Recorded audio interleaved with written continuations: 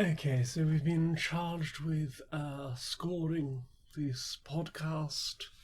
I understand the theme of the podcast. It's queer and pleasant strangers. Oh, yes. Yeah, so I want something, perhaps we should start with, something that will underpin the whole nature of the podcast. Yes. So what we have in the theme, perhaps bring in a line of skits that sort of come up periodically throughout the piece. Oh, yes, and we sort of start with some things that we've played. We maybe sort of bring that in at the start. And then... Some good sort of uplifting, rising things that we've played. Yes. And then we sort of maybe transition on into a, what do we put in the middle there? Yes, an answering phrase. Perhaps we could put in something like, things that have been watched. Yes, or maybe even things that have been listened to, seeing as it's a score. Yes. Maybe we should finish up with that as the rising finale and the crescendo, if you will, with silly voices. Oh, I think just a smattering here and there of queer trans ladies. By God, I think we've done it. We can go home for an early lunch. Ooh. Zimmer would be proud.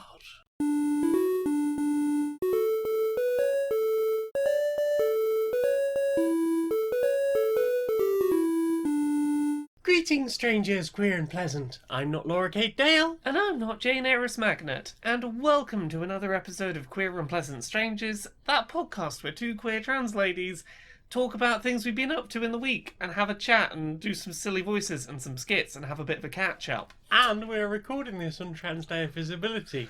I see you. Yes, I see you. We are both visible. There we are. This is the one day of the year where we are able to take selfies because we are corporeal for this 124-hour period. Yep. Otherwise, this is why we can never be in a Marvel movie. I was going to say this is why it's an audio podcast and not a video podcast. Is they would know the secret that 99% of the year we're invisible. So that sort of title image. That was taken. Oh yeah, no. On any picture you've ever seen of us, even if we post selfies on not Trans Day of Remembrance, Trans Day of Visibility, wrong one. Yes, if you ever see a selfie posted not on Trans Day of Visibility, we took it on Trans Day of Visibility and just saved it up to use later in the year. Yeah. So that's why we make sure to do like loads of different outfit changes and do all the different makeup and different hair colours. So what have you been playing this week, Jane? What have I been? We played some things together. Yeah, shall we start with those? What have we played together? We played Azul Summer Pavilion. Yes, a game that has some of the most satisfying tactile, so good things. Click-clack. So many good click-clacks to rub your fingers through. It's like a bag of heavy Scrabble letters. That sort of sound? Yeah, it's that kind of sound, but it's so pleasantly smooth, the tiles. And they're so good and colourful.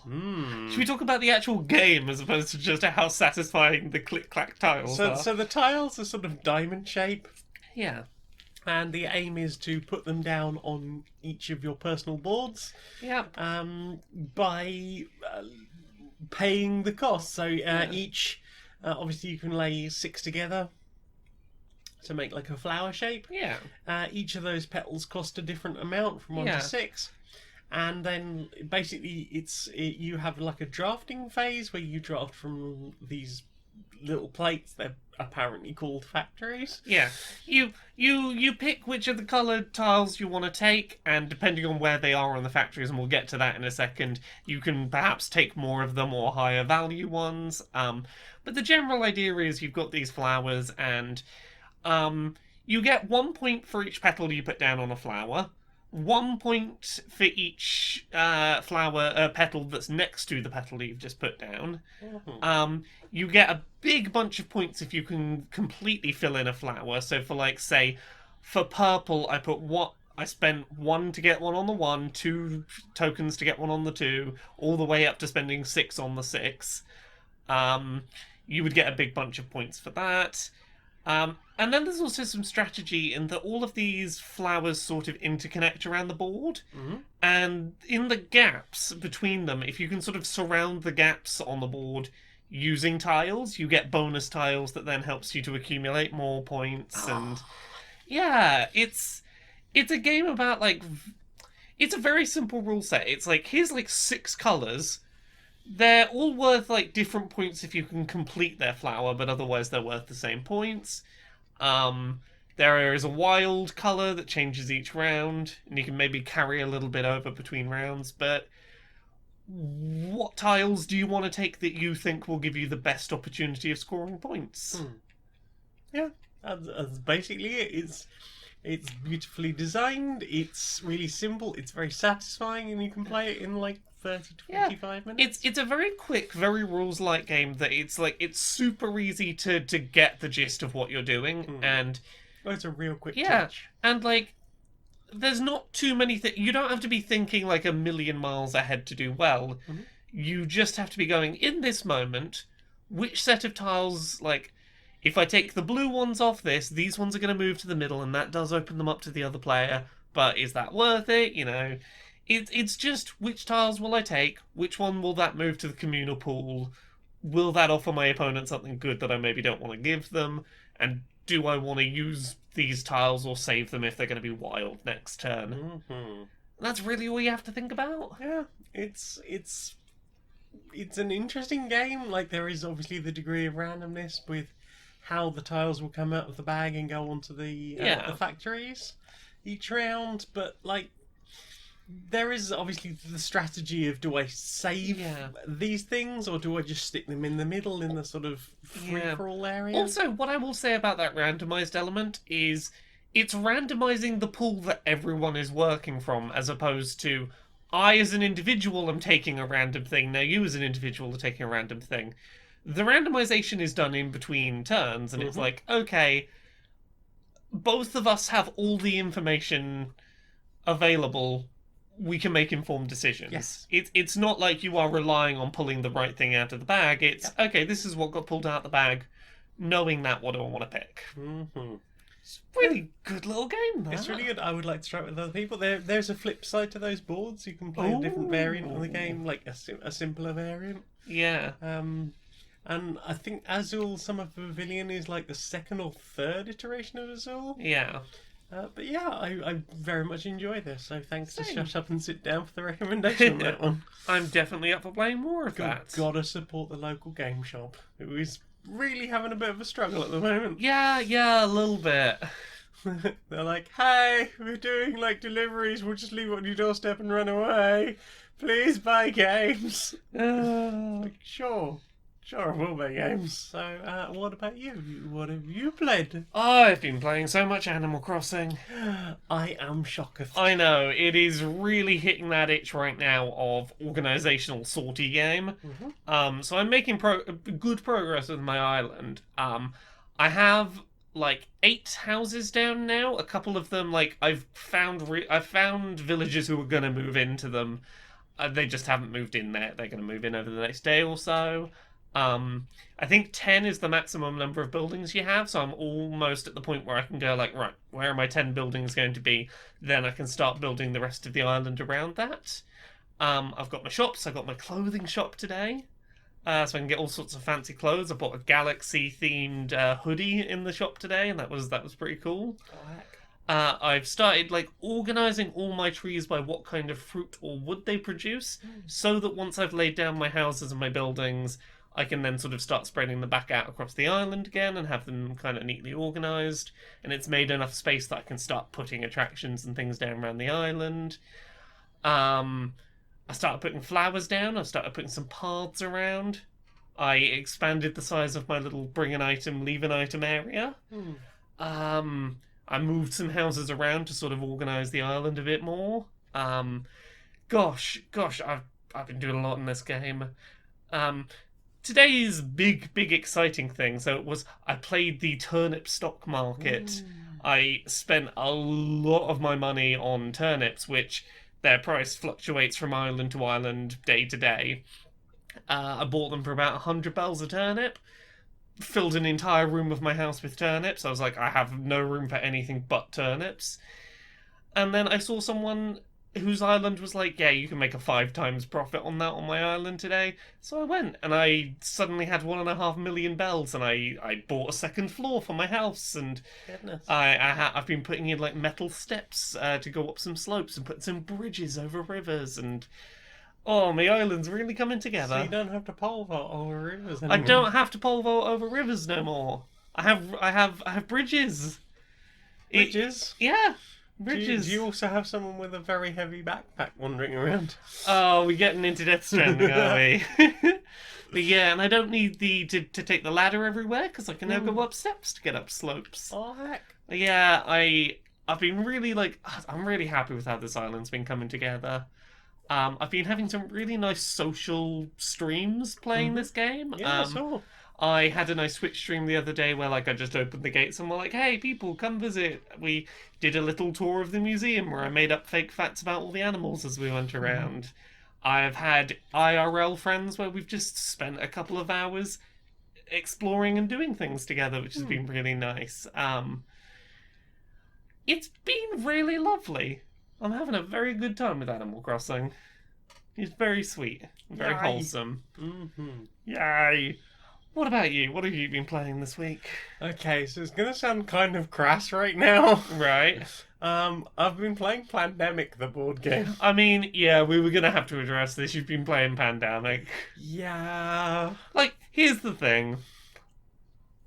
I've wanted it for ages. is Yeah, my no, explanation. In Jane's defense, you've wanted it for a while, and let's be honest, there's no more fitting time to play it. It was one of the things on the photograph of the, hey, here's what we have in stock. Yeah, and there's that bit of I want to help support my local games business, and I do want this game. But at the same time, it does feel a little bit crass right now. So, we have turned and looked at the elephant in the room and said, I acknowledge you. Yes. With that out the way, how's Pandemic treating you? Horribly. That's you've never played Pandemic, have you? I'm aware of the concept. I've never played through a game myself, but I've seen it played. It's one of those games that really hates you. Yes. It's I know people who can play perfect games, and even some of those are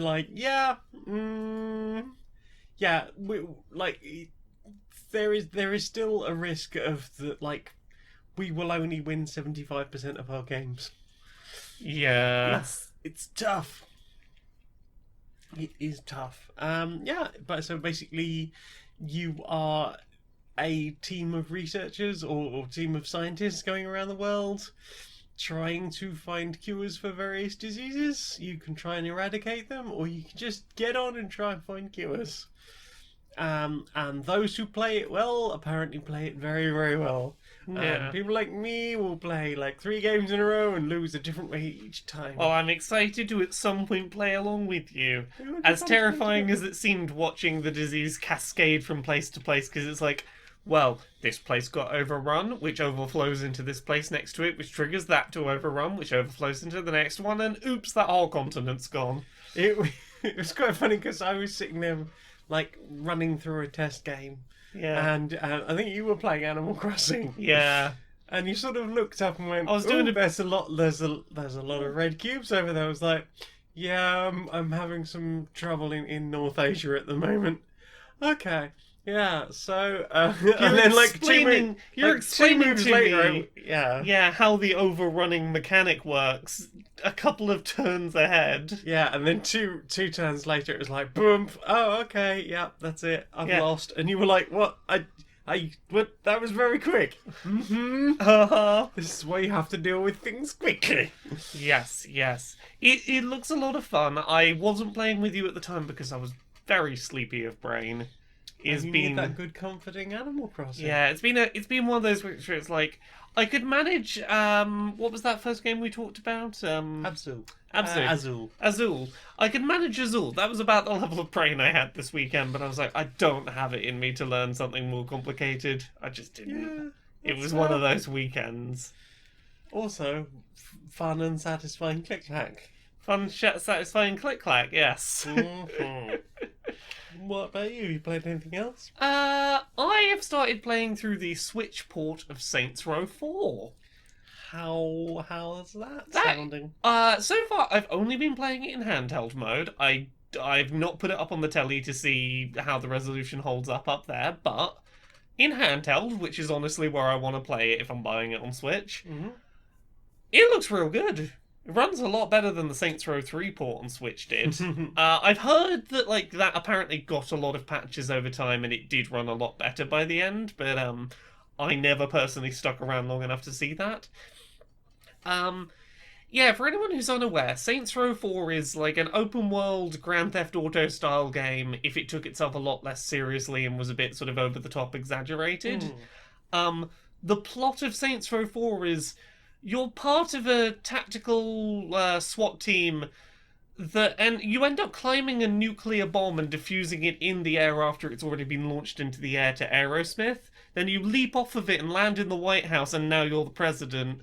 And then aliens arrive, and you get locked in a simulation, and you get superpowers in the simulation to fight off the aliens. Because basically you're doing Matrix stuff. Yeah, it's quite a thing. I've always really enjoyed Saints Row 4 on a mechanical level. I think it's a very satisfying game to play. It's a good power trip. Yes, very early on in the game you get the ability to super fast sprint and leap huge distances in a single bound. Yeah, and you basically are just like, oh, I don't need cars. You spend 10 minutes having a car going, this is pretty fast, and then it's like, no, I can run faster than that.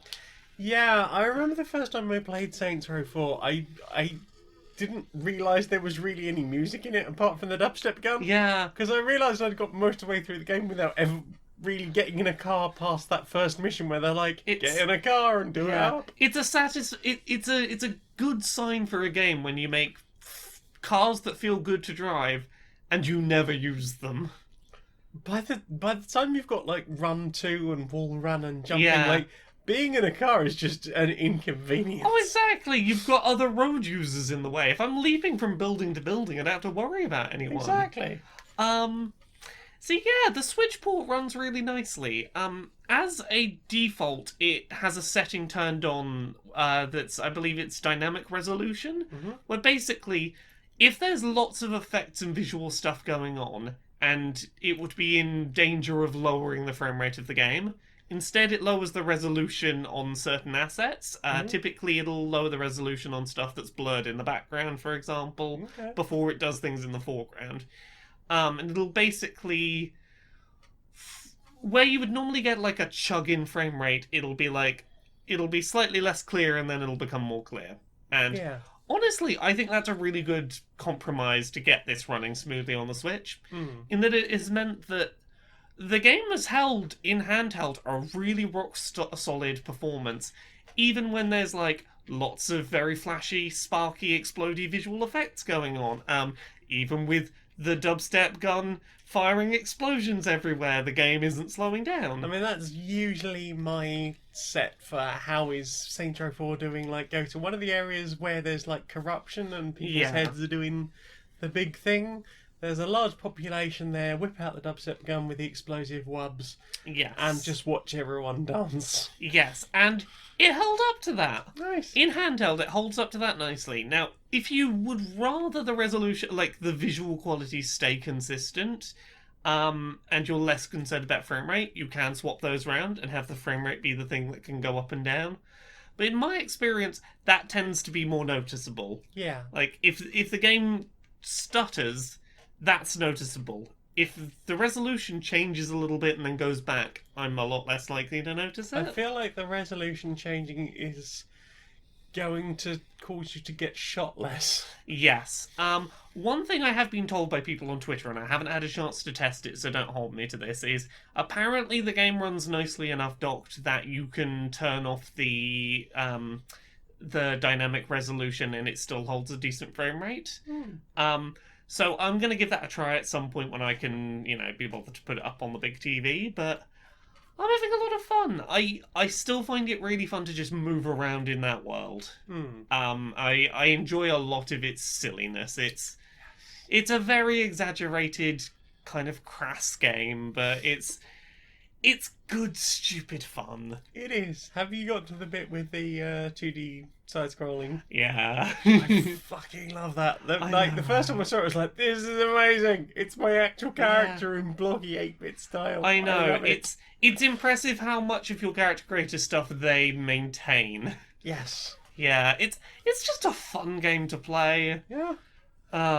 It's nice. So yeah, I've been enjoying having that to go back to. I've been doing a lot of comfort gaming, and that has meant like going back to games I already know and like. I mean, that is totally understandable. Yeah. What about you? What else have you been playing this week? I've been... well, I was going to say I have been playing. I have played through. Good job. Yes, this is that Nintendo developed little game that was shown off in that Direct recently. Yeah. How is this game? What is the game? Tell me about it. So basically, the intro to this game can be summarised as ineptitude, nepotism. You are, like the symbols you see on like wet floor signs and stuff. Yeah. Those little people. You're one of those little people. You're working in a big office building. You're working in a big office building. It as far as I can tell, like your parent, your tie and hat wearing parent is basically like, yeah, you have a job now that you're older, but you're gonna have to start way at the bottom and work your way up. And through a series of puzzles that you are ranked with grades, I will come back to that in a minute. You experience the world and try and do things, and there are like various bits of clothing that you can find hidden throughout each level. So I think there's like 4 items of clothing for each level, so lots of different potential outfits. I had a lot more fun when I stopped focusing on what my grade was going to be. Yeah, Because as far as I can tell, it does not matter at any point in the game. Yeah, so this is the thing that, like, from the trailers I was very unsure about, is the game gives you all these tasks that will be like, clean up the office, move the printer to the other room, or things like this, and the grade you're given at the end of the level seems to be, did you do it without causing carnage? That's a good letter grade. Mm-hmm. However, seemingly the fun of the game is I can, stretch an extension cord across the room and then ping this printer through the wall, and I'll technically get the thing done, and the wall will fall down, and it'll be very funny. And it seems like, correct me if I'm wrong, but from the outside looking in, it looks like the things that are the most fun to do are not what the game is rewarding you grade-wise for doing. It's not. I mean, unless you decide that E is the best grade you can get. Yeah. Because it is the most fun to just go, yeah, I know the game wants me to do this, this, and this, but what if I just destroyed every wall in this office? Yeah. By, as you say, like, catapulting printers using the extension cable. That's the thing, like, that seems like it would be... That seemed like the selling point in the trailer was those kind of ways of doing things, and I'm like, I don't know how you would deal with that problem. Not have a letter grade system at all, or reward you for the more carnage you caused. Yeah. I feel like rewarding you for the carnage would have been more fun.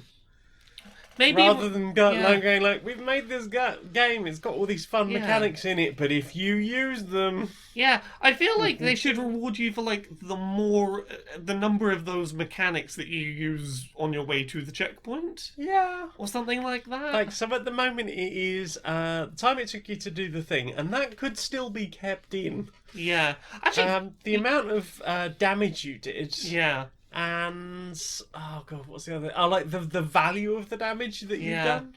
You know what I think would completely flip this on its head and make it work is you'll take away the grading system. There is a timer running. It is going to be near impossible to do it without causing carnage, and maybe you want to do it that way, and you could be proud of like, aha, I did it in time and I didn't cause carnage. But for most people, it's like, oh no, the only way I'm going to get this done is to chaotically bash through the building. Yeah. Like, that would be a way to mechanically incentivize, doing all the fun chaotic things, but for the people who want to do it perfectly, Like, aha, that's your glory rights. Yeah, I feel like that would have been a better option for the grading. Yeah. But, like, as it's played, it's like, yeah, get through this as fast as possible, touch nothing and cause no harm. It's like, well, first of all, I can't get most of the, like, the clothing accessories Yeah. without destroying at least something. Yes. And sometimes that will mean, like, okay, I need to go in another room and get, like, like a dry whiteboard, and you need to ram it through this wall, and that will knock a thing off a shelf, and I'll have that. Yeah. Or like, okay, I've got to get this ball. I'm going to push this ball around, position it under the grabby thing, and then, well, I can just very carefully knock this one wall down, or I can swing it around like, you know. Like, looks fun. Like, looks fun, and smash every wall in the entire building. And maybe do a bit of bowling with the thing. Yeah. Like, it is a lot of fun. And the physics, I had a few problems with the physics a couple of times. Yeah. Yeah, there was one thing where, like, I was trying to walk through a wall that I'd knocked down, and I think my character must have just hit the wrong bit of debris that moved in just the wrong way. Because I got pinged square across the level, and the thing that I was carrying, as far as I could tell, never landed. It's like, I'm just going to have to restart that, because That sounds that's hilarious. just gone. That sounds hilarious, though. Oh yeah, it was fun. It was just like, oh, I can't finish the level that I've been spending the last 15 minutes working on. I mean, it was funny, but Yeah. at the same time, just like, what just happened? There were levels that I completed solely because something just touched a wall wrong and the wall just fucking exploded. There are occasionally things where, like, a thing will just completely stop working. Oh, Because no. there's too much debris around it. Oh, God. At one point I had a Hoover, and I was like, okay, I can use the Hoover to suck out the special item that's hidden under that, like, stair or something. Yeah. So I hoovered it out, and then, like, pressed the thing to eject the Hoover. I'd been running around with the Hoover a little bit already, so it was full of stuff. I ejected all the stuff. It fell all around me. I couldn't find the thing, and then I couldn't move, and I couldn't touch the Hoover. And it wouldn't let me pick anything up. It's like, okay, I'll just restart the level then, I guess. As frustrating as that sound, it also sounds like, at the very least, it sounds like there was some fun to offset the frustration when things went wrong. I think resetting that level and starting again was the most fun, because I was like, the Hoover explodes now. So it was just like, rather than emptying the Hoover when I needed it, I was just like, I'm just going to wait until this explodes. Just, okay, there's some corporate art, there's lots of paperwork, there's some books, there's a swivel chair, and, like, it's like a little Henry Hoover. It's just like throbbing and vibrating. It's just like, just a few more bits of paperwork and a few more colleagues. Bang! Oh. Now to start again while moving corporate art around a building. Oh. I'm glad you had some fun with this game. It's fun and silly and short and not bad for 18 quid. And as long as you don't stress too much about the letter grade, there's a lot of fun to be had in it. Yeah, definitely. I think just ignore the letter grade. Yeah, it's fun. Yeah. What about you? Got any others? The only other thing I've been playing is I started playing the demo for Bravely Default 2. So the original Bravely Default, fantastic game, absolutely great. It's a classic style JRPG, and the big system they had going for it was you've got these two actions you can do in turn-based battles called bravely points and defaulting. So bravely points are basically, you can spend them to do more than one action on your turn, when it would normally be one action per turn. So, like, if you have 5 bravely points, you could do your normal attack and then spend a bravely point to also guard, so you've got an attack out but also you're defending. And defaulting is not doing anything on your turn, but you do build up a bravely point for later. And it's sort of balancing, like, not doing things on turns when it's unnecessary. so that on turns when you're in desperate need, you have all of these bonus turns to use up. It's a really interesting system. It has a really nice back and forth to it. Bravely Default had a lot of really nice things going for it that made it a real pleasure to play through. A lot of like quality of life things. Stuff like if you're trying to run back through a dungeon to get back to a town and then get back to where you were in the dungeon, you can just turn off random battles entirely and go, no, I'm just trying to get back to the town and go do this thing. I don't want to fight my whole way there. We'll just turn random battles off for a bit. Do I need to level grind? I want to have 200% as many random battles pop up. I want to have random battles fucking everywhere. Like, it was a lot of customizable, like, just nice quality of life things. Bravely Second from this demo seems to be much of the same mechanically. Bravely Default 2. Bravely Default 2. This is why I get confused about their naming conventions. Bravely Default had a sequel called Bravely Second, Yes. and now it has a sequel called Bravely Default 2. And Second and 2 being in two separate games, that's fucking confusing. Yes, so Bravely Default 2. So far, it seems to be much the same as Bravely Default and Bravely Second. It is a classic-style JRPG. It looks gorgeous on the Switch, and the voice acting seems to be really nice, some good character development. The big thing here is enemies will sometimes have a job from, like, the jobs system, or like a class, and if you defeat them, you can take an item from them, and it's like, aha, my characters can now be whatever kind of character that was it just defeated. And that seems like a neat little system. I had enough fun with Bravely Default and Bravely Second that I'm confident I will like Bravely Default too. So yeah, the demo is like fairly chunky, and it's on the Switch now, if you want to give it a look and see if that feels fun. Yeah, I think that's everything I've played. Well then. So for Time for this. Welcome everyone.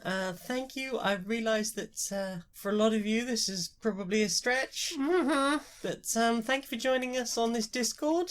Hopefully the fact that no one's had to turn their cameras on will feel a bit more calm about that. Yeah. We have the satisfaction of a blank computer monitor between each of us, the safety of a keyboard.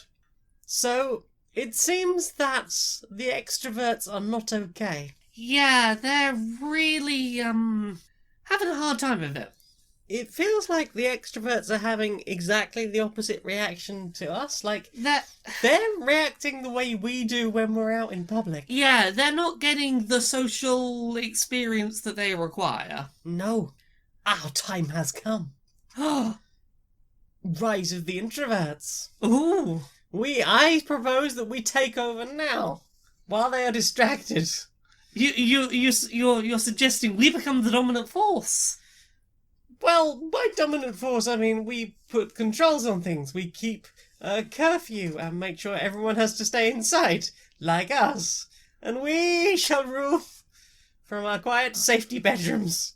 Or, and hear me out on this one, we could help them get through this and hope that they help us get through being outside when it's all over.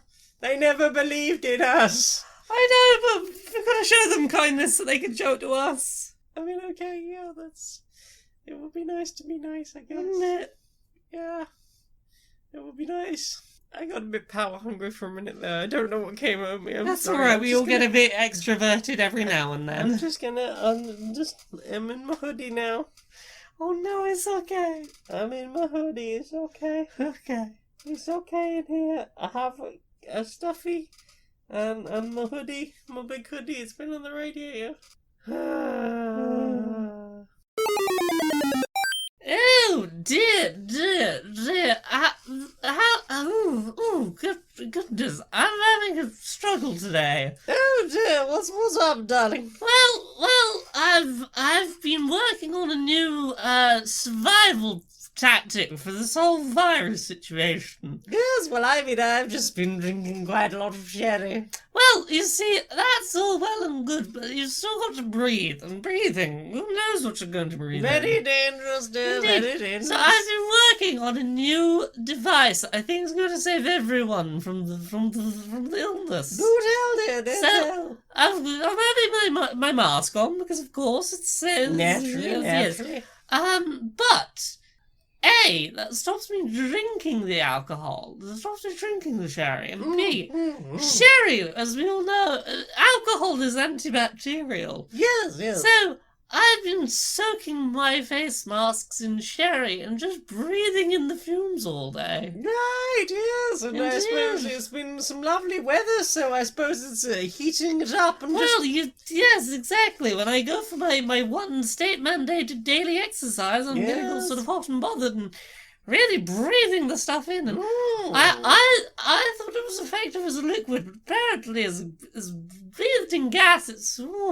Yes, I'm very glad you've discovered this. I'm feeling better than I ever have.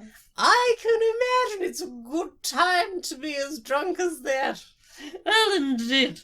Can I just do a face mask? I think I should probably make my own lack of contact here. Oh, yes. Oh, you're right, though. That is good. That is very healthy. Healthy. I've got a healthy glow, so... So, what have you put in your eyes? Honestly, we put a lot of stuff in our eyes together this week. Yes. Should we talk spoiler-free about the ending of those final couple of episodes of Steven Universe Future? I mean, I can summarise that.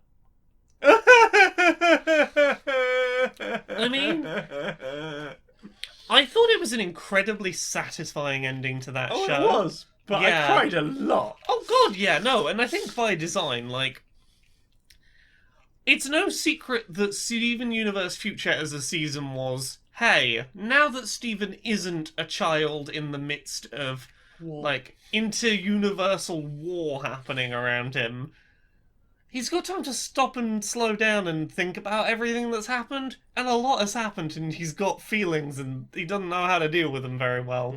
Mm-hmm. I feel like, the season ended, like, in a very satisfying way for, let's talk about trauma and dealing with trauma. I like some of the very specific things, like, in terms of people's responses to people dealing with trauma that the season finale called out that I think were fantastic. Specifically, there's that Connie moment right near the end where she's all, hey, stop what you're doing. That is not a helpful response to someone else's trauma. That was very important. Mm-hmm. Oh, that show's so good. It's very, very good. I'm gonna be real sad when I start rewatching that show and go, oh god, all the trauma that's happening. This is a terrifying thing to happen to a child. Why was I so enamoured with this show? Indeed, why was I not watching this show screaming, get the boy a therapist? Because all along I thought it was just a cartoon.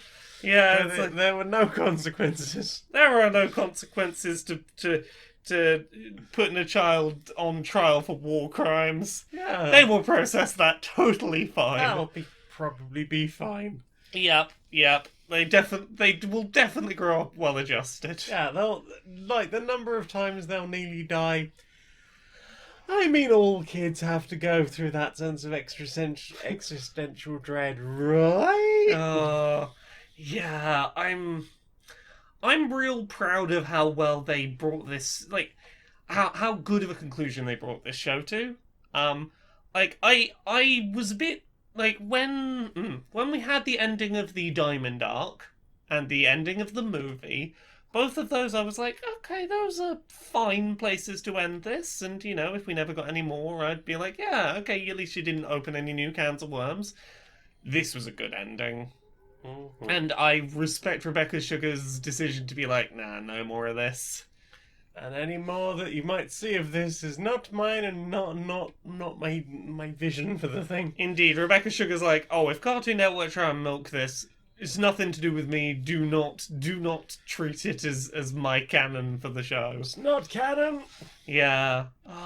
Rebecca Sugar's real fucking talented, huh? Mm-hmm. As are the many people that work on that show. Indeed, all the voice actors and all the artists. I look forward to seeing with whatever they come up with next. Yeah, definitely. What about you? What have you been watching this week? Well, we watched the season finale of Picard as well. Everything's ending this week. Everything's ending. How did you feel? Hopefully, that's not too Oh portentous. God! How did you find the Picard finale? Again. Yeah, I've seen people really not having not enjoying that finale, and I don't know what finale they watched. I loved that. I thought it was. It's not. I mean, the whole series was not for everyone. I think you've got the problem of a lot of the old like Star Trek, like classic fans. They were used to, you are forced to tell a story within 45 minutes, Yes. and that's it. Like, let's not get too much into meta plot.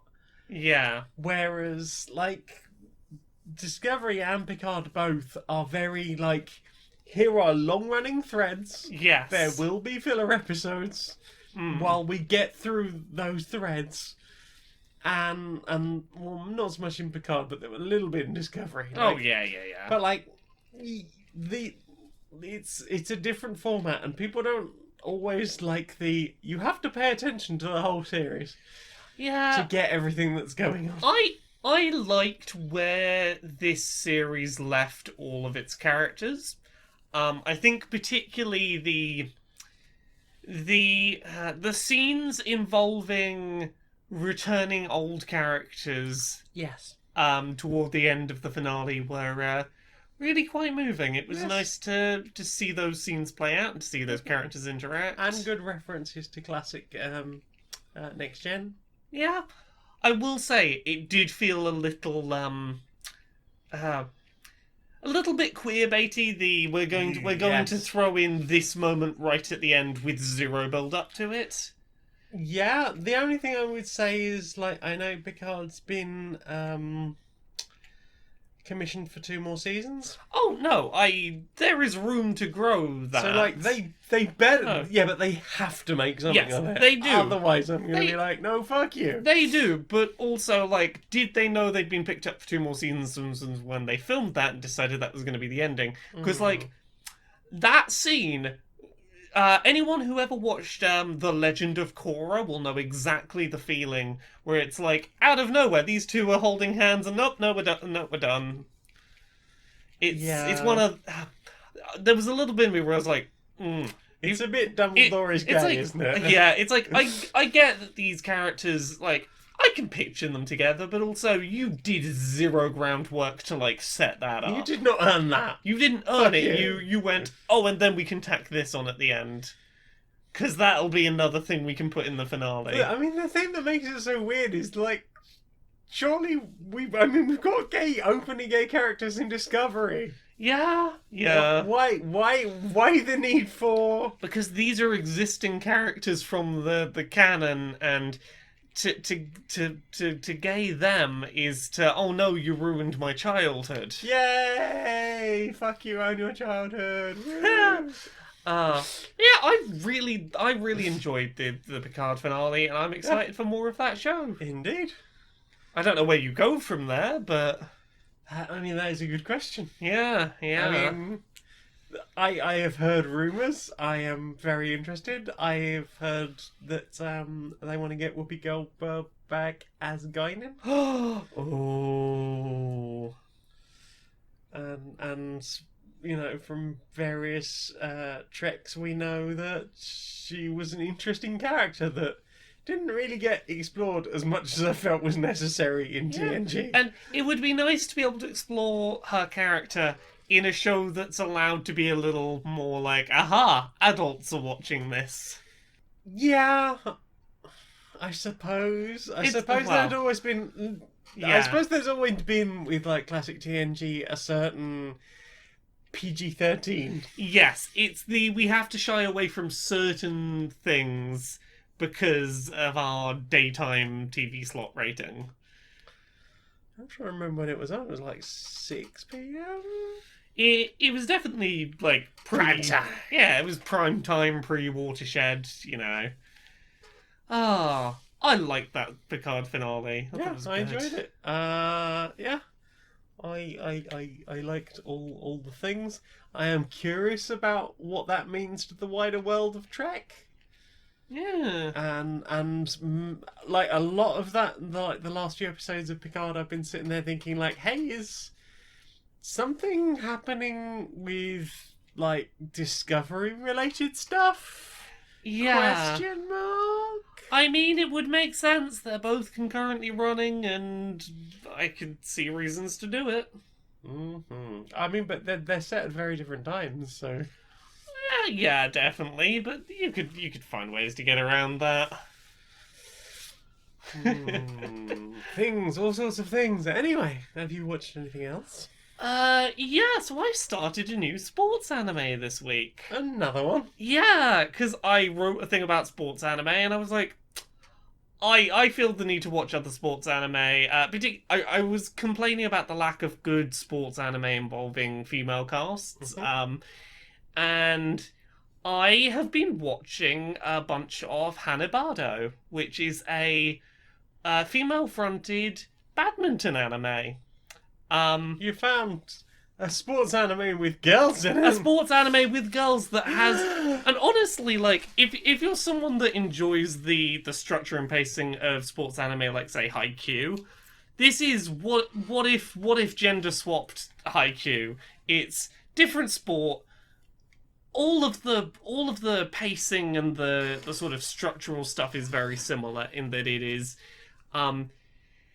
You've got your archetypes like the person who is naturally talented at the sport, but their personality doesn't gel well with others. You've got the sort of aspiring person who's not necessarily the greatest raw talent, but they're trying harder than anyone else. And you've got like all these various archetypes like working together and learning to be better at the sport and all the rivalries that go on.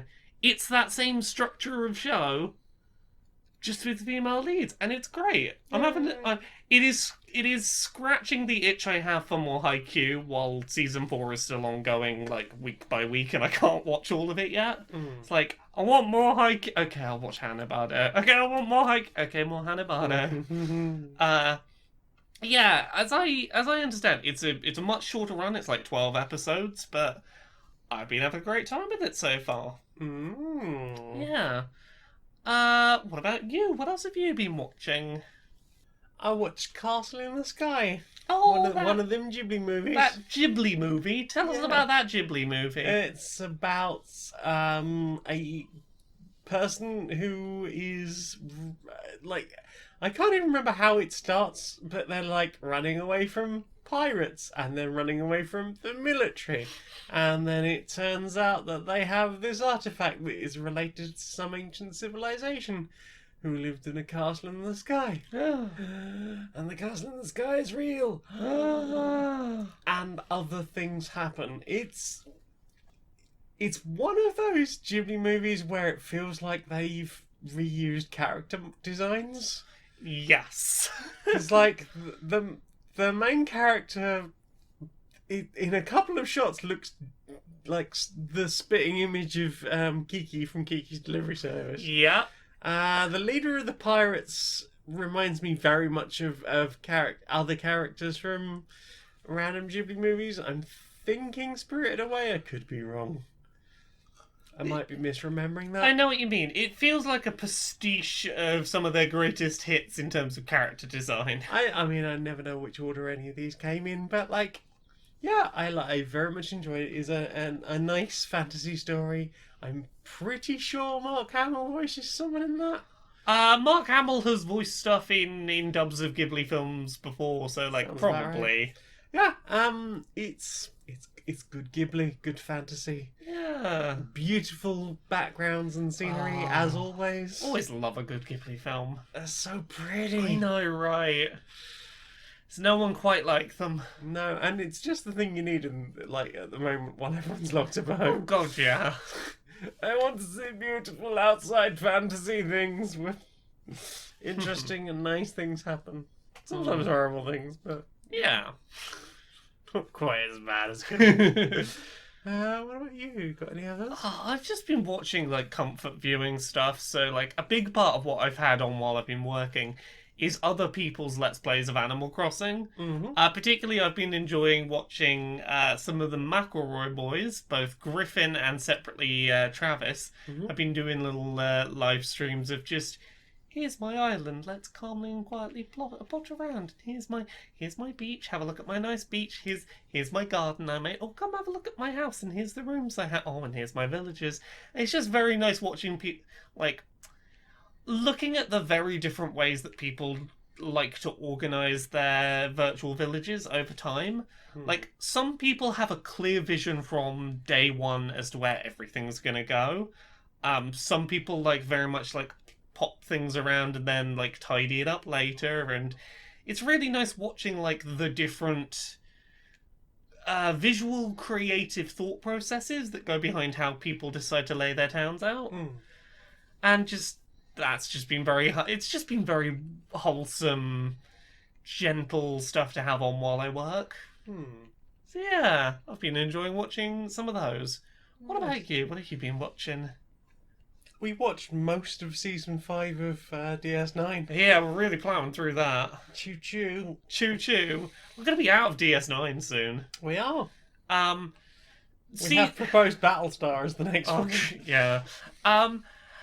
DS9, like, definitely seasons 4 and 5 have really ramped up in terms of quality and, like, consistency of quality episodes. Yeah, like the quality of the writing, I feel like the way the characters have evolved over time has been really interesting. It's been starting to do a lot of, like, here's an episode that gives you a bit of additional depth to this character and why they are the way they are. Some, like, really good mystery episodes, like, how are they going to solve this kind of episodes? We've had, obviously, the escalating war with the Dominion. Now we've got Klingons on board. Yeah. It has been a really solid season for a while. I think particularly I've been really loving some of the Odo-specific episodes, the episodes where Odo gets a bigger role. The one with Odo and oh no, here's another Odo, little changeling, little baby changeling. Thought that was a really interesting episode. Oh, and obviously that sort of delved like quite interestingly into his backstory and stuff. Yeah, his relationship with Doctor. The doctor that found him initially. Yes, it was interesting to see them interact rather than seeing him as just like a person that we hear referenced a lot. Yeah. I mean, I think he's turned up a couple of times. But never heavily interacting with Odo. And certainly not in this way, in a sort of like understanding. Like, yeah. And I suppose he's like the closest thing Odo's got to like a parental figure. And it's like, so it's like, hey, I have problems with the way you treated me as a child.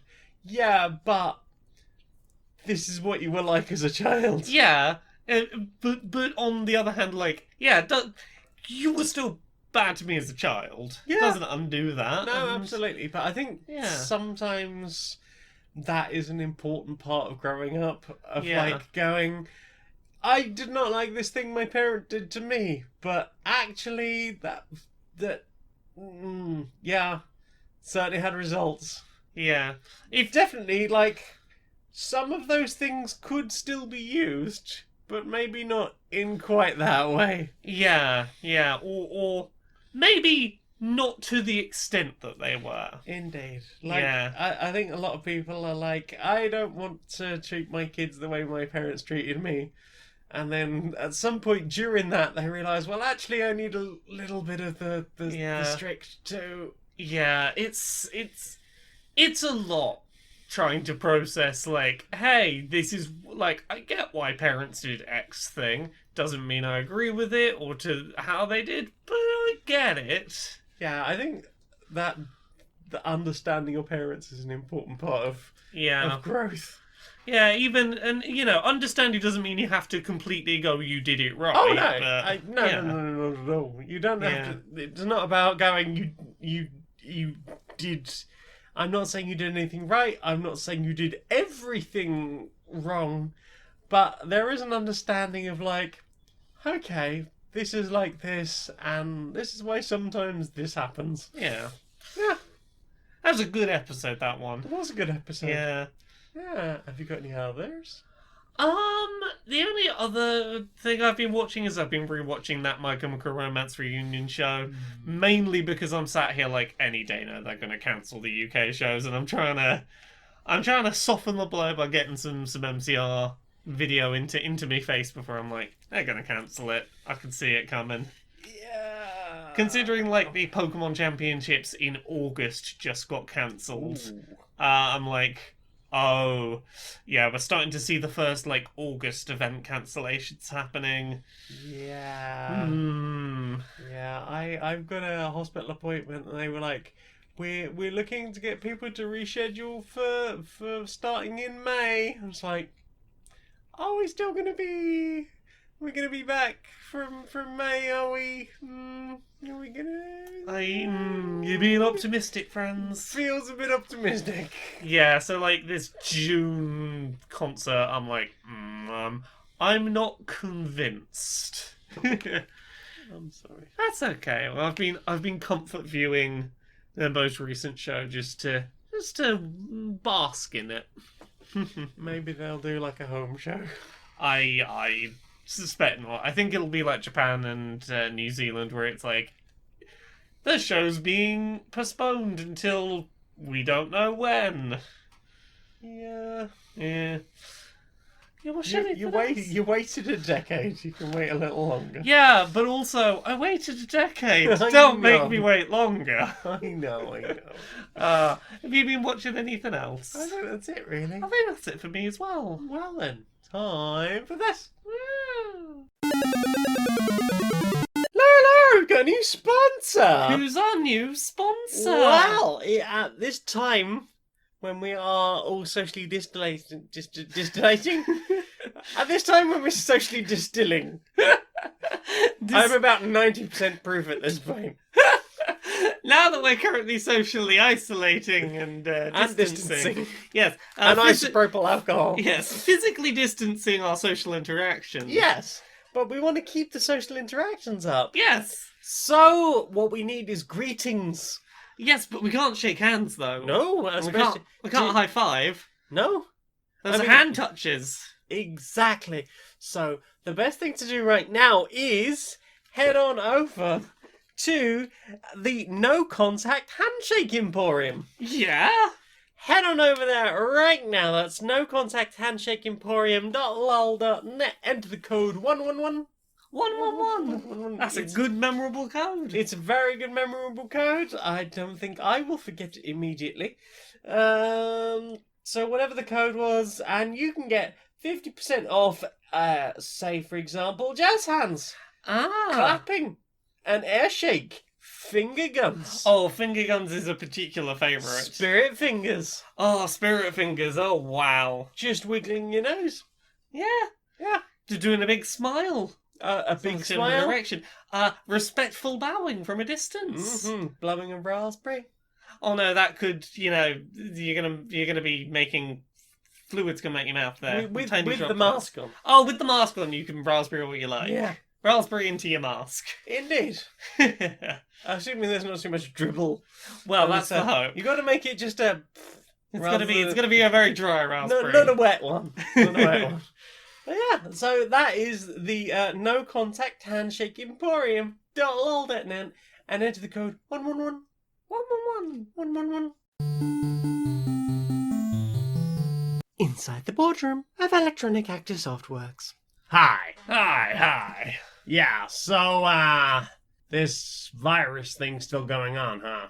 Yeah, I was assuming that it'd be gone within a week because, I mean, that's what the politicians were saying, and I believe everything my Republican representative Well, exactly. says. But on top of that, even, none of our staff lasts longer than a week anyway, so, I didn't Not think the way I treat him. I didn't think anything lasted longer than a week. Whoa.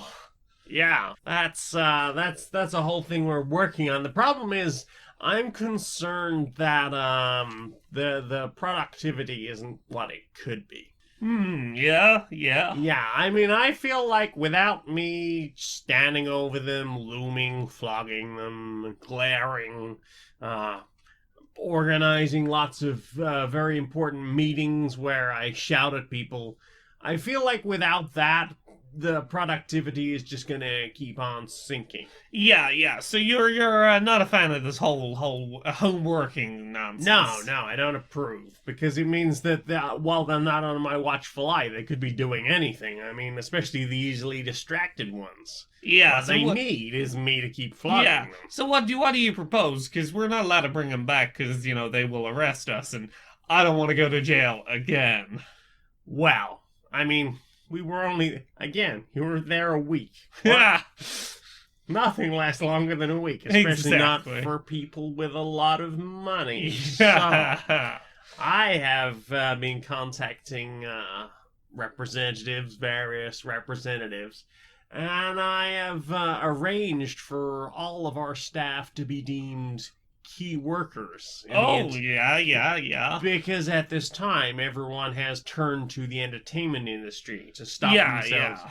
The government are a little bit afraid of what might happen. Apparently, there's growing murmurs of socialism. Oh yeah. So they're worried that if people are sat at home with nothing to do and no new entertainment, they will realize that they have power to rise up. Yeah, I mean, they'll realize that there are many, many more of them than us. Yeah. So, what they have agreed that we can basically deem all of our staff as key workers. We get them back into the office, and I get my flog on. I hope that includes all of them, including the ones with asthma. Oh, especially the ones with asthma. Yeah, they're the most fun to whip. Oh. Yeah, I mean, and that the one that brings the tea round. Oh, the older, really the older. one. Oh, Really, yeah. really old Gotta make one. sure we get that back in. Yeah, I mean, especially. I really like to really just psych that one out quite a lot. Do you ever think we're the evil ones? No, no, I am a fucking genius. You are. I know. So, what have you put in your ears? Honestly, very little. It's been a lot of comfort listening again. A lot of just going through albums and tracks I already know and like very well. Yeah. I've not got it in me to listen to anything new or to be experimental with music right now. It's just been let's listen to a bunch of Dessa and a bunch of My Chemical Romance and a bunch of Watsky and I've not got Spotify up at the moment, but I'll have a look at some others in a second. It's just been listening to stuff I know inside and out. Same. Yeah. I've had a lot of that too.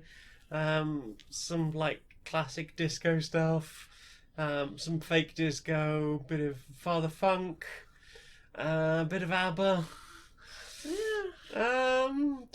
And then just hours and hours and hours and hours and hours of the Magnus Archives. Yes. That show is so good. I need to listen to more of it, and I know I keep saying this. It's been a lot. It's been a busy week. It's been a busy week, and my ability to focus is kind of short right now. But how are you getting on with it? How's it going? It's so good. It just definitely evolved very much into full cast drama at this point. Yeah. I mean, there are obviously still a degree of this is going to be a story about this thing, but then sometimes those stories are quite short, and there's a lot of okay, we're going to go and see a bit of this person, and this is going to happen with this person. There's going to be two people trapped together in a situation, and they're going to have a whole thing going on, and just the narrative and and it's not too hard to follow still what's going on. I mean, maybe it's just because I've been listening to it constantly. Yeah. And I feel like I'm going to get to the end of this. It's going to get to, hey, season 5 is being released throughout this year. What do? And I think the answer to what do is going to be probably I'll probably try and listen to as much as possible as it goes on, But I suspect that what's gonna happen is just before the last few episodes come out, I'm Yeah. probably gonna sit down and listen to the whole thing through again. That's totally fair. 'Cause it's so good. Well, maybe we'll reach a point before we start Battlestar. Mhm. Maybe we have a while where our evenings are we just put Magnus Archives on so I can catch up with you.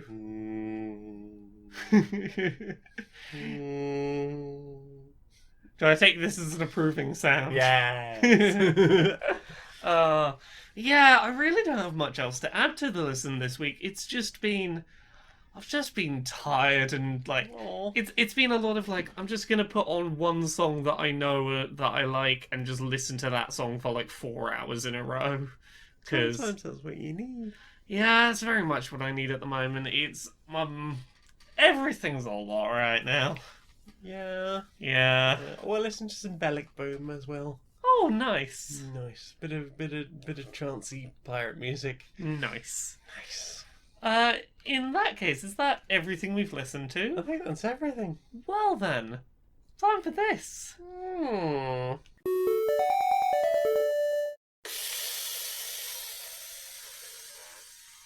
You, got one of your own.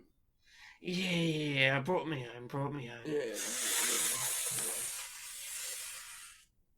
I've been noticing during all this social distancing, Yeah.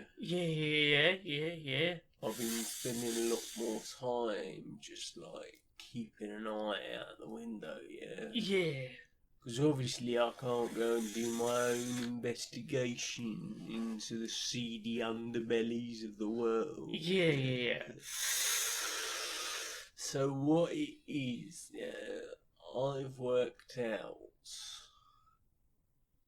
that cats are basically just shutting humans, innit?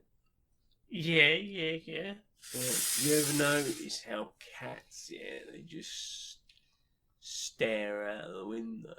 Longingly in that. Longingly staring out the window, as you say.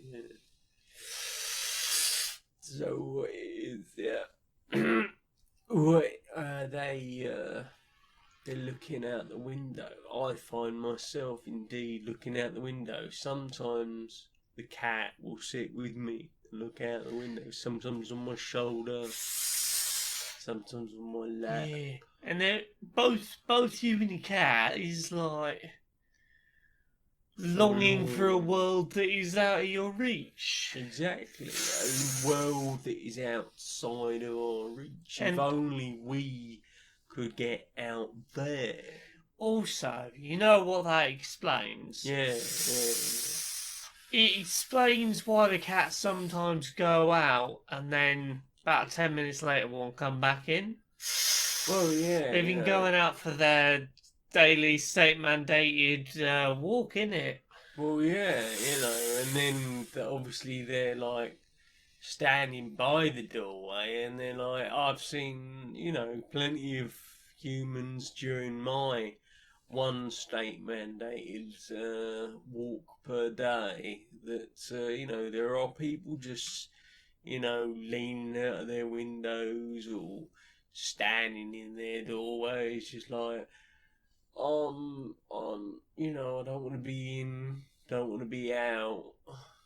I always thought just the cat couldn't make up its mind, but it's just sometimes you just gotta stand in the doorway, innit? So what you're saying is, Yeah. right now, all of us are basically just big, hairless, trapped house cats. I mean, I am quite hairy. Well, I mean, there's that. The other thing, of course, is I've been chasing a ball of wool around the living room. I think you gotta do something to pass the time. Yeah.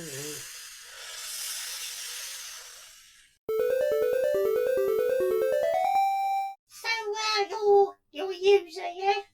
Yeah. You been seeing a lot more of them recently, yeah? Oh, yeah, a lot more of them. Yeah, it's weird, right? They've got this whole backlog of games they've never played before, all of a sudden I'm seeing a lot more action on the downloads there. Exactly.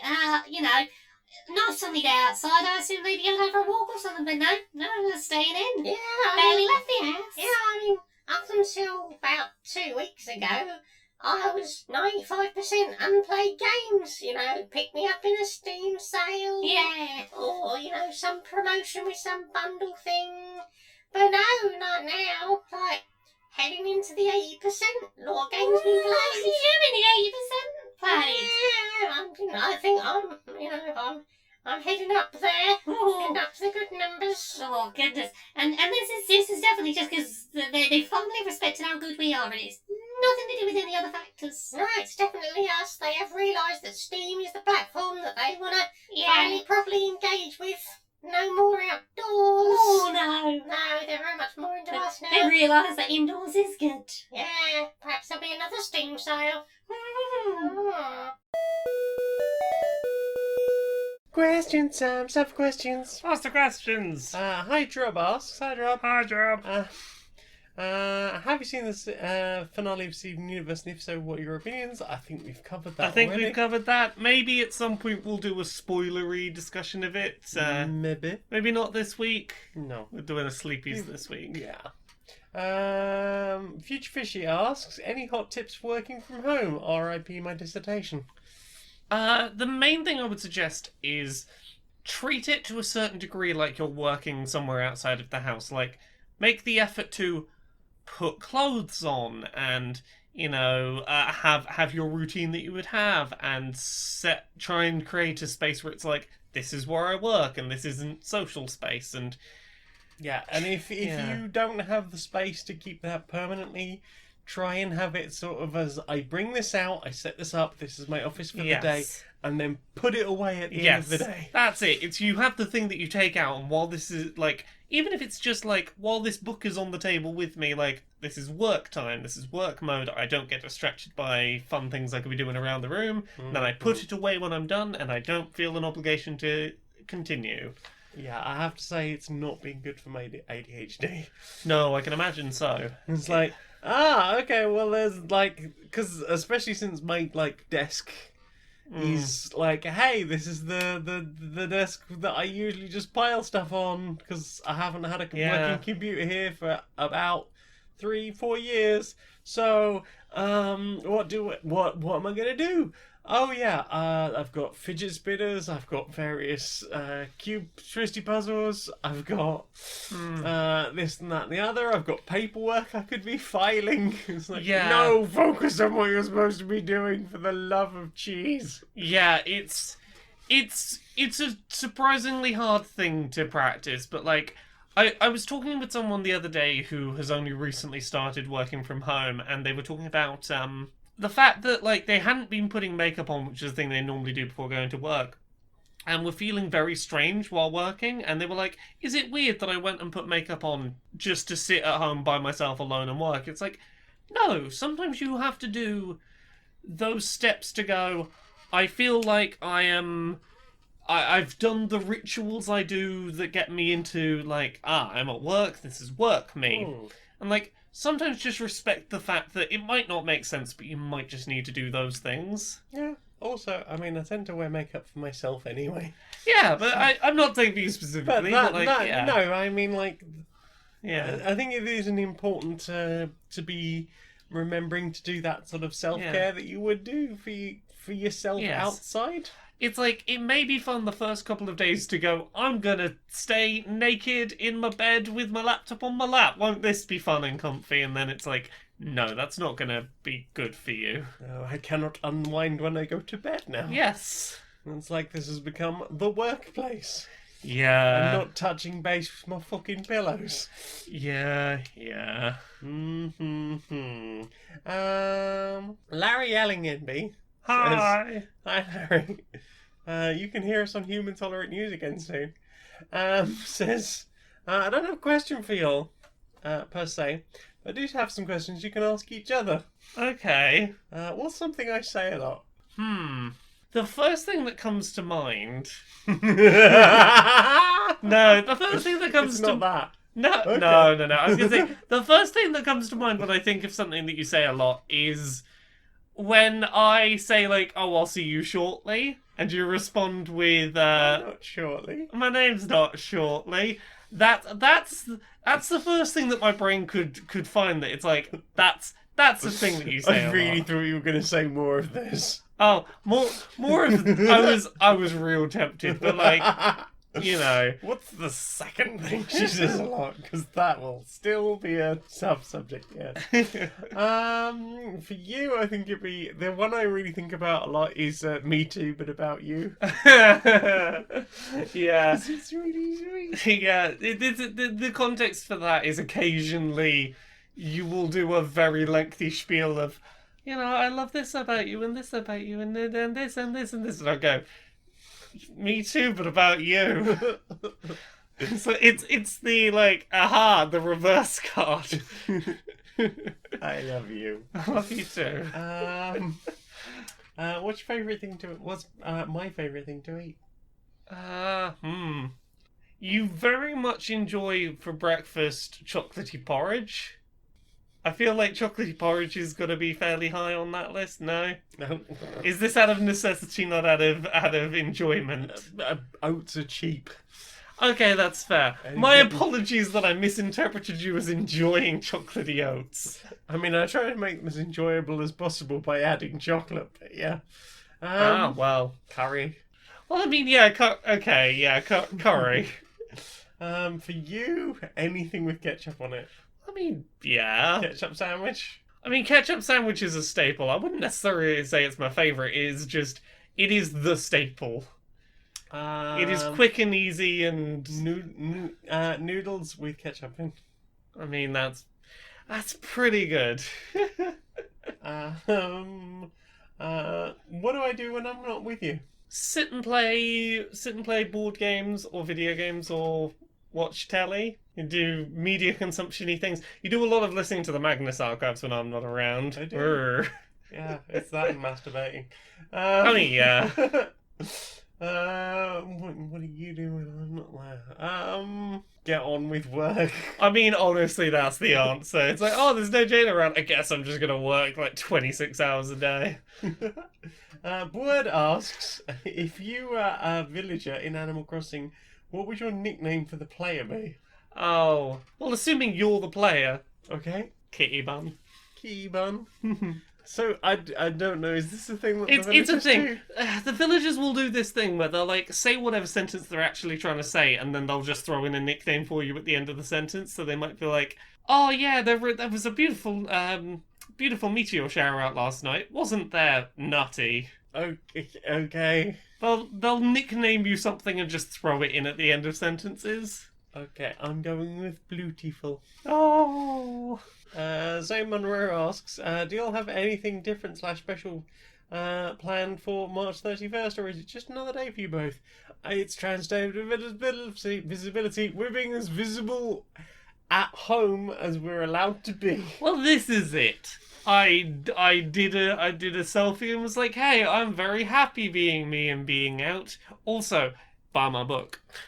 We're doing this podcast. Yeah. That's what we're doing This today. is the most trans thing we could have done today, I think. it's Trapped not- in a house together. No, it's not going up today, but we're recording it today. Sapphire Sunset, also that is an awesome Avi. I know, right? Look at Oh, Avi. that's a very good avatar. That's a good avatar. That's some good artwork. I don't know if they did it themselves or what, but it's cool. Who is the most pleasantly queer stranger you've met? Oh, it feels really mean to rank pleasant strangers. I mean, initially I'd say you. Well, I mean you, but you seem like an obvious answer. You are one of the... I'm not a stranger anymore. I'm still quite strange. Indeed. I feel like beyond each other, I think all queer and pleasant strangers are equally lovely, and I feel like it's not in the spirit of the queer and pleasant strangers to start ranking queer and pleasant strangers by their pleasantness. Indeed, you don't have to be queer, but as long as you're a pleasant stranger. Yeah.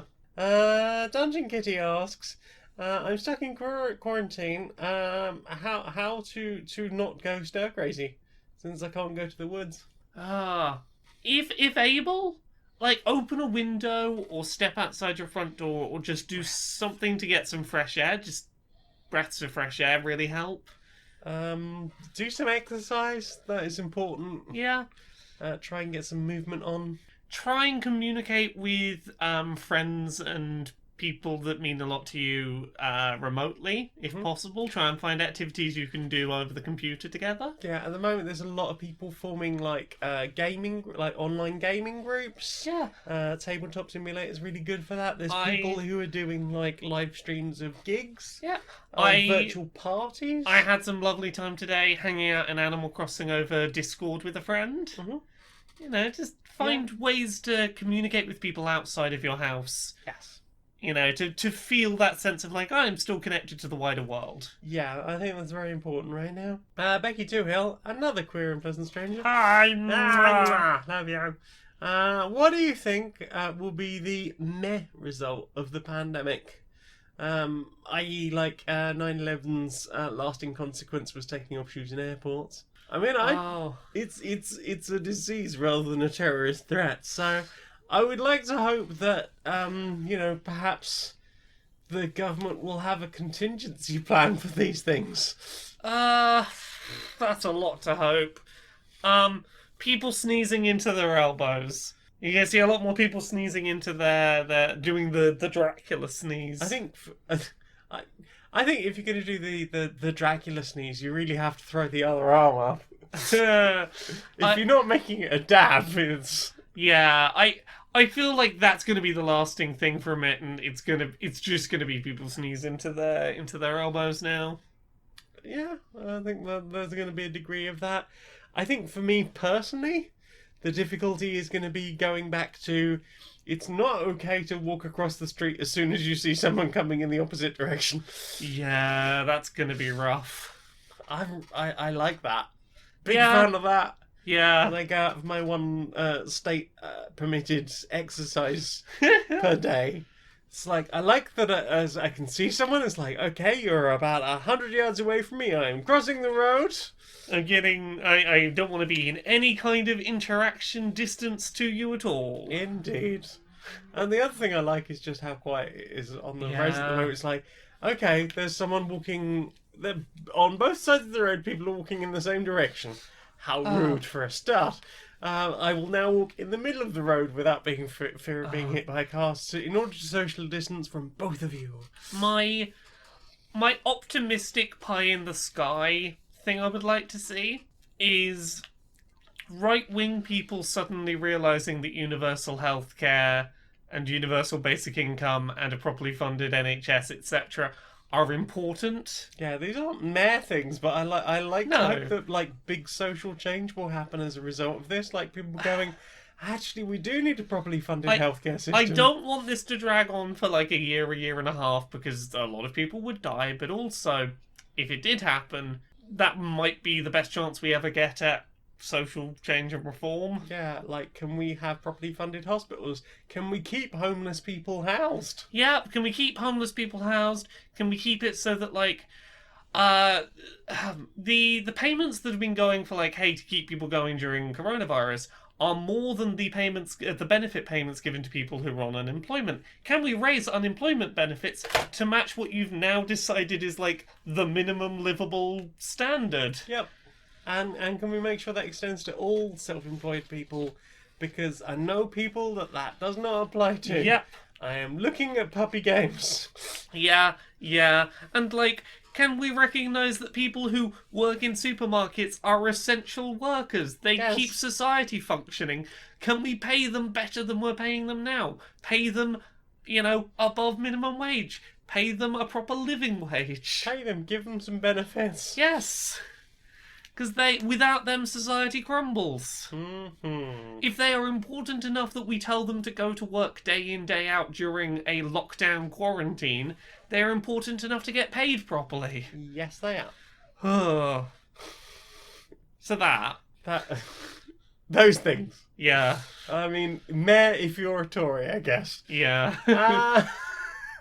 That is all the questions. Well then. Time for this. Do you know what I want to see more of? What do you want to see more of? Social justice warriors. Social justice warriors. Yeah. Yeah. All right, Larry. All right, Barry. How you doing? I'm not too bad, mate. Not too bad. How you doing? I'm doing all right. I'm doing all right. Nice. How's everything treating you during the isolation? Well, it's been tough, lacking the social contact that Yeah. I very much enjoy. I am a hugger. Oh, I know. As on many hugs over the years, not last week, but over the years have shown, you do enjoy a good hug. Yeah, I'm missing that social contact. Although, there is something quite comforting about being at home on my own, but still there is plenty in the world that it's much easier to miss at the moment.